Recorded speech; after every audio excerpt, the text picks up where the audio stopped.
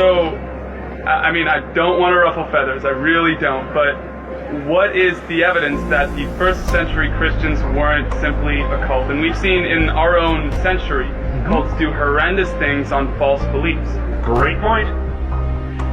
And I think you've got to ask that question, because I think if you don't ask that question, you're setting yourself up to get ripped off in life. Now, when you read the Gospels, what you'll notice is Jesus bends over backwards to teach his followers to ask those questions.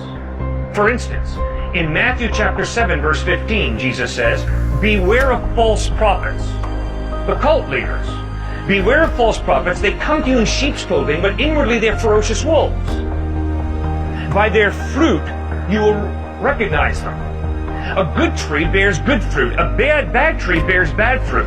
Good trees don't bear bad fruit, and bad trees don't bear good fruit. So check them out and never blindly believe, because you will be ripped off." Then in John chapter 7, verse 24, Jesus says, "Stop judging by mere appearances. Make a right judgment." I like that. Don't just judge according to appearances. Get into it. Check out the evidence. Make a right judgment. Secondly, when you read the Gospels, you'll notice there's a brutal honesty about the sins of the guys who wrote those documents, about the sins of the leaders of the first century church, like Peter, who's pictured in the Gospels. He's leading the church, right? And he's pictured in the Gospels as he denied knowing Christ. I am so glad that that kind of honesty and vulnerability is in the Gospels, because it clearly shows me that these are not written by people who say, "Oh, you know me, I got it all together, you know, and maybe you'll be fortunate one day to get it together the way I did." No, these guys are brutally honest about recording the sins, the failures of these eyewitnesses of Christ.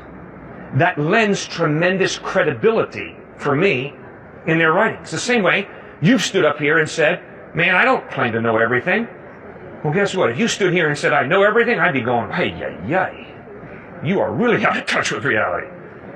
But no, you gain credibility when you say, "You know, I don't know everything, and I'm searching for truth," and that means you're in touch with reality. You tell me you know everything in biology, or you know everything about, I mean, that's ridiculous.